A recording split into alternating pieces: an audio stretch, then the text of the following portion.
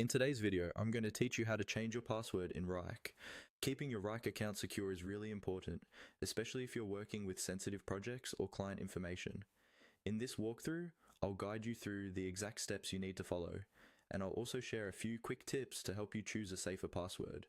Follow along on your own screen if you can. First, make sure you're logged into your Wrike workspace.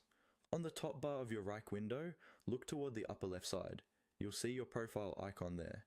It might be a small circle with your initials or a profile image, depending on how your account is set up. Go ahead and click on that profile icon. This is where you access your personal account options. After clicking the profile icon, a small menu will appear. From that menu, select the option labeled Settings. This will open your account settings page in Wrike, where you can update personal information, notifications, and of course, your password. Once you're in the settings area, look for the section related to your account details. Within this page, you should see an option that says Change Password. Click on that. This will take you to the dedicated password change screen. On this screen, you'll be asked to enter your current password first. Type your old password carefully into the field provided.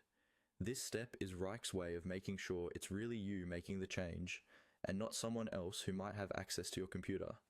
Next, you'll see a field for your new password. Type in the new password you want to use. Choose something strong. Ideally a mix of upper and lowercase letters, numbers, and symbols. Avoid using easily guessed information like birthdays or simple words. If Wrike shows any password strength indicator, aim for at least a strong rating. You might also want to use a password manager to generate and store a secure password for you. After you've entered your new password, double check it for typos.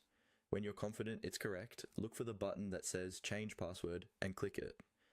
Wrike will process your request and your password will be updated. From now on, you'll use this new password to log into your Wrike account.